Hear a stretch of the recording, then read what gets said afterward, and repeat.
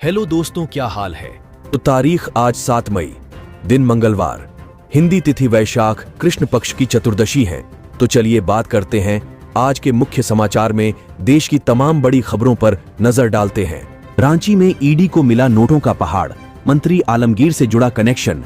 दरअसल प्रवर्तन निदेशालय ने झारखंड के रांची में कई ठिकानों पर छापेमारी कर करोड़ों का कैश बरामद किया है। ग्रामीण विकास मंत्री आलमगीर आलम के निजी सचिव संजीव लाल के नौकर के घर से ईडी ने भारी नकदी जब्त की है।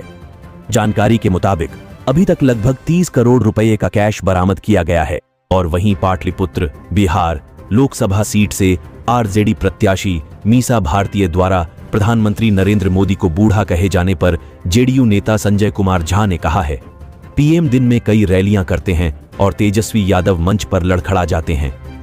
गौरतलब है, आरजेडी नेता तेजस्वी यादव हाल ही में एक रैली में लड़खड़ाते हुए मंच से नीचे उतरे थे और प्रधानमंत्री नरेंद्र मोदी ने ओडिशा में एक रैली के दौरान कहा है, टीवी देखें, झारखंड में नोटों के पहाड़ मिल रहे हैं, लोगों का चोरी किया गया माल पकड़ रहा है मोदी, इसलिए ये लोग मुझे गाली दे रहे। दरअसल झारखंड के मंत्री आलमगीर आलम के निजी सचिव के घरेलू सहायक के पास करोड़ों कैश बरामद किया गया है। और वहीं खबर है कि कैनरा बैंक के एक मैनेजर द्वारा वीडियो कॉल पर कर्मचारियों को डांटने और अभद्र भाषा का इस्तेमाल करने का कथित वीडियो सामने आया है। मैनेजर ने कहा, भाड़ में जाए तेरा परिवार, बैंक ने काम करने के लिए नौकरी दी है, न कि परिवार के साथ घूमने के लिए।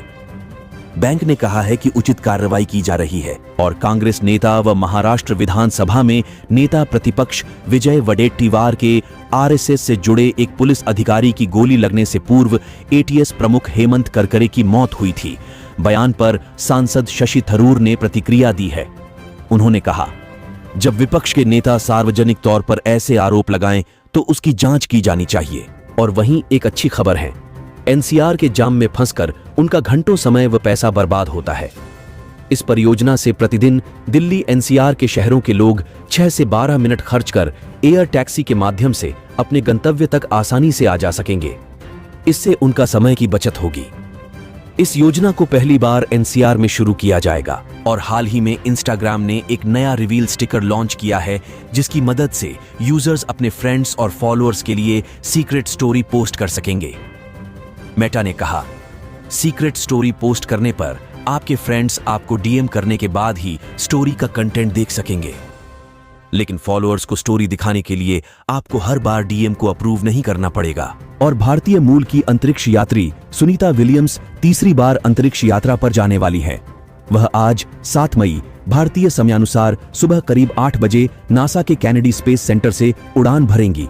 उन्होंने कहा, जब मैं अंतर्राष्ट्रीय अंतरिक्ष स्टेशन पहुंचूंगी तो यह घर लौटने जैसा होगा।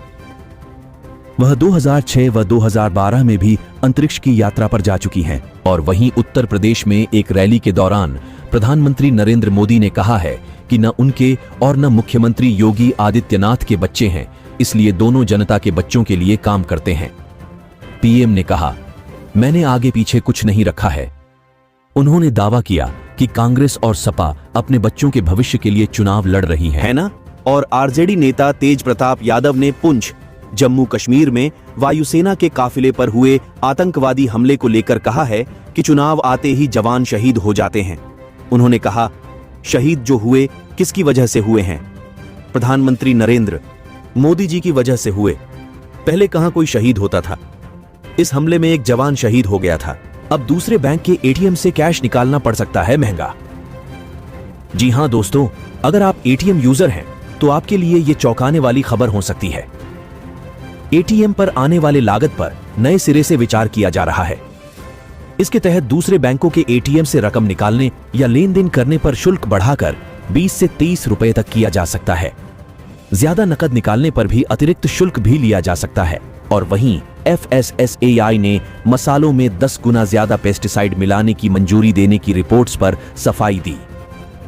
FSSAI ने इन्हें सिरे से खारिज करते हुए कहा कि इस तरह की बातें गलत और भ्रामक हैं। संस्था ने कहा कि भारत में फूड सेफ्टी स्टैंडर्ड्स दुनिया में सबसे कड़े हैं। दोस्तों, आप लोगों को पता होगा, हाल ही में दुनिया के कई देशों में भारतीय मसालों के खिलाफ जांच शुरू हुई, जिसके बाद MDH और एवरेस्ट मसालों पर बैन भी लग गया। और वहीं बड़ी खबर है कि भारतीय पहलवान बजरंग पूनिया को नेशनल एंटी डोपिंग एजेंसी एनआडा ने सस्पेंड कर दिया है। दावा है कि बजरंग ने ट्रायल्स के दौरान डोप सैंपल नहीं दिया था। इस पर बजरंग ने कहा, मैंने कभी भी नाडा अधिकारियों को सैंपल देने से इनकार नहीं किया। मैंने उनसे अनुरोध किया कि वे मुझे जवाब दें कि उन्होंने पहले मेरा सैंपल लेने के लिए जो एक्सपायरी किट लाई थी उस पर उन्होंने क्या कार्रवाई की। और वाकई में ऐसे पूछना कोई गलत नहीं है।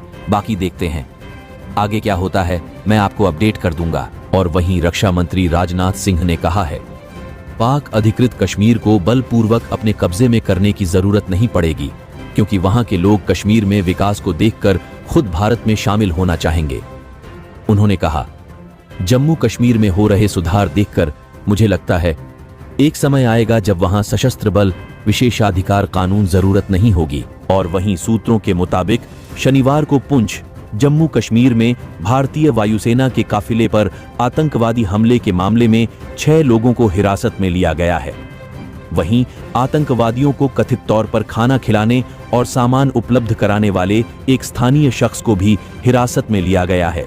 और वहीं सुप्रीम कोर्ट ने नाम में पे के इस्तेमाल को लेकर डिजीपे के खिलाफ दायर फोन पे की याचिका को खारिज कर दिया है। कोर्ट ने कहा कि कई अन्य कंपनियां भी अपने नाम में पे का इस्तेमाल कर रही हैं। मद्रास हाईकोर्ट द्वारा याचिका खारिज किए जाने के बाद फोन पे ने इस मामले में सुप्रीम कोर्ट में याचिका दायर की थी। और वहीं ताइवान के रक्षा मंत्रालय ने बताया है कि ताइवान की सीमा के करीब चीन के 7 सैन्य विमान और 5 नौसैनिक जहाजों को देखा गया है। ताइवान के रक्षा मंत्रालय के मुताबिक चीन के 7 सैन्य विमानों में से एक ने ताइवान जलड़ मरुमध्य को पार किया और ताइवान के दक्षिण पश्चिम वायु रक्षा पहचान क्षेत्र में प्रवेश किया। वहीं कांग्रेस नेता राहुल गांधी ने रविवार को तेलंगाना में एक चुनावी जनसभा में कहा, केंद्र में कांग्रेस की सरकार बनने पर मनरेगा के तहत 8,400 की मजूदरी दी जाएगी और आशा और आंगनवाड़ी वर्कर्स की आमदनी दोगुनी की जाएगी। राहुल ने कहा, प्रधानमंत्री नरेंद्र मोदी आरक्षण के खिलाफ हैं, वह आपसे आरक्षण छीनना चाहते हैं। और वहीं उत्तराखंड में बढ़ते तापमान के बीच जल संकट के कारण पानी से कार की धुलाई पर रोक लगा दी गई है। मुख्यमंत्री पुष्कर सिंह धामी ने एक वर्चुअल मीटिंग में सभी जिलाधिकारियों को यह सुनिश्चित करने का निर्देश दिया है कि गाड़ियों को ड्राई वॉश किया जाए। देहरादून समेत उत्तराखंड के 6 शहर गंभीर जल संकट से जूझ रहे हैं। वहीं अगला अपडेट है, कर्नाटक के गृह मंत्री जी परमेश्वर ने रविवार को बताया कि हासन के सांसद व महिलाओं का यौन शोषण करने के आरोपी प्रज्वल रेवन्ना के खिलाफ ब्लू कॉर्नर नोटिस जारी किया गया है। गृह मंत्री परमेश्वर ने कहा, एसआईटी को हमारी तरफ से खुली छूट है कि सही और सटीक जांच करें और वो अपना काम अच्छे से कर रहे हैं। उत्तराखंड में नवंबर माह से अब तक लगी आग की 886 घटनाओं में 1107 हेक्टेयर वन क्षेत्र जलकर खाक हो गया है। सोमवार को 18 जगहों पर लगी आग में 21.9 हेक्टेयर वन क्षेत्र जलकर राख हो गया था। वन विभाग के अनुसार आग लगने के मुख्य कारणों में लापरवाही, जंगल में पशुओं को चराना और धूम्रपान करना शामिल है। और वहीं मैनपुरी, उत्तर प्रदेश में सपा प्रमुख अखिलेश यादव के रोड शो के बाद पार्टी कार्यकर्ताओं द्वारा महाराणा प्रताप की मूर्ति पर चढ़कर बीजेपी के नेताओं के लिए अपशब्द बोले जाने को मुख्यमंत्री योगी आदित्यनाथ ने अत्यंत निंदनीय बताया है। उन्होंने कहा, इन परिवारवादी दलों से आप क्या उम्मीद करते हैं? ये केवल अपने परिवार तक सीमित हैं। और वहीं सूत्रों ने बताया है कि रूस ने यूक्रेन के राष्ट्रपति वोलोदिमिर जेलेंस्की के खिलाफ एक आपराधिक मामला खोला है और उन्हें वांटेड की लिस्ट में शामिल किया है।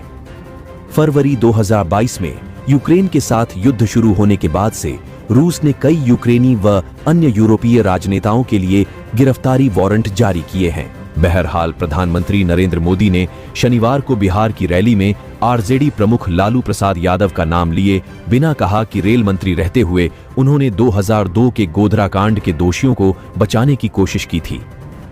बकौल पीएम लालू ने बनर्जी कमीशन से ऐसी रिपोर्ट बनवाई जिससे दोषी छूट जाएं, लेकिन अदालत ने रिपोर्ट खारिज कर दी थी। भारतीय मौसम विज्ञान विभाग के मुताबिक दिल्ली में रविवार को इस वर्ष का अब तक का सर्वाधिक अधिकतम तापमान 41 डिग्री सेल्सियस दर्ज किया गया, जो सामान्य से 2 डिग्री सेल्सियस अधिक है। दिल्ली में इस वर्ष पिछला सर्वाधिक अधिकतम तापमान 40 डिग्री सेल्सियस 27 अप्रैल को दर्ज किया गया था। दिल्ली के स्पोर्ट्स कॉम्प्लेक्स स्टेशन पर रविवार को अधिकतम तापमान 44 डिग्री सेल्सियस दर्ज किया गया। वहीं लंदन में पाकिस्तानी मूल के सादिक खान ने शनिवार को रिकॉर्ड तीसरी बार मेयर पद का चुनाव जीत लिया। उन्होंने 13.8% वोट शेयर के साथ 10,88,255 वोट हासिल किए और उनके खिलाफ भारतीय मूल के बिजनेसमैन तरुण गुलाटी चुनाव मैदान में थे। जीत के बाद लेबर पार्टी के खान ने कहा, मैं यहां लोगों के लिए काम करना जारी रखूं। चलिए दोस्तों, अब न्यूज़ का सिलसिला बंद करते हैं और जिन लोगों ने चैनल को सब्सक्राइब नहीं किए वो जल्दी से सब्सक्राइब कर लें और मिलते हैं कल सेम टाइम पे। अपना ख्याल रखना। जय हिंद, जय भारत, वंदे मातरम।